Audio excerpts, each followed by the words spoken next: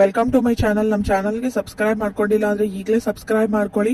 ಲಕ್ಷ್ಮೀ ಬಾರಮ್ಮ ನಾಳಿನ ಸಂಚಿಕೆಯಲ್ಲಿ ಏನಾಗುತ್ತೆ ಅಂತ ಈ ವಿಡಿಯೋದಲ್ಲಿ ನೋಡೋಣ. ಲಕ್ಷ್ಮೀನ ಹೊರಗಡೆ ಕರ್ಕೊಂಡು ಹೋಗ್ತಾನೆ ಟ್ರಿಪ್ಗೆ ಅಂತ.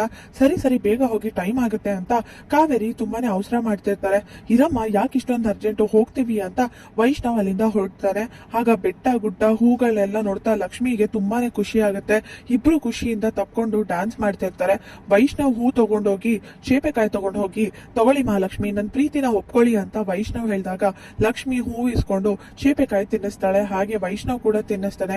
ಬೇರೆ ಏನಾದ್ರೂ ಸ್ವೀಟ್ ತಿನ್ನಿಸ್ಬೋದಾಗಿತ್ತು, ಆದ್ರೆ ಈ ಕಾಡಲ್ಲಿ ಅದೆಲ್ಲ ಸಿಗೋದಿಲ್ಲ, ಹಣ್ಣುಗಳೇ ಸಿಗೋದು.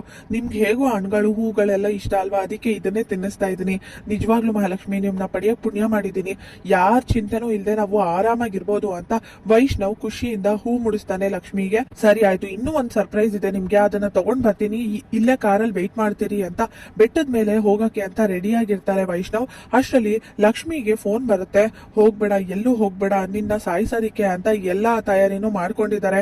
ಇದೆಲ್ಲ ಮುಂಚೆನೆ ಪ್ಲಾನ್ ಮಾಡ್ಕೊಂಡು ಮಾಡ್ತಾ ಇರೋದು, ಹುಷಾರಾಗಿರು ಅಂತ ಫೋನ್ ನಲ್ಲಿ ಮಾತಾಡ್ತಾರೆ ಯಾರೋ ವ್ಯಕ್ತಿ.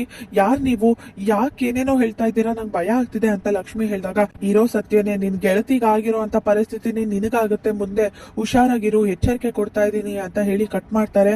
ಯಾರೋ ಬೇಕು ಅಂತ ಹೇಳ್ತಾ ಇರೋ ತರ ಇಲ್ಲ.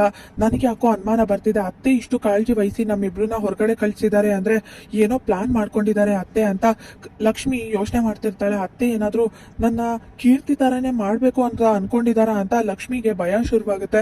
ಸ್ವಲ್ಪ ಹುಷಾರಾಗಿರ್ಬೇಕು, ಇವ್ರೆಲ್ಲೋದ್ರು ಅಂತ ಲಕ್ಷ್ಮಿ ಹುಡುಕ್ತಾ ಇರ್ತಾಳೆ ವೈಷ್ಣವ್ನ.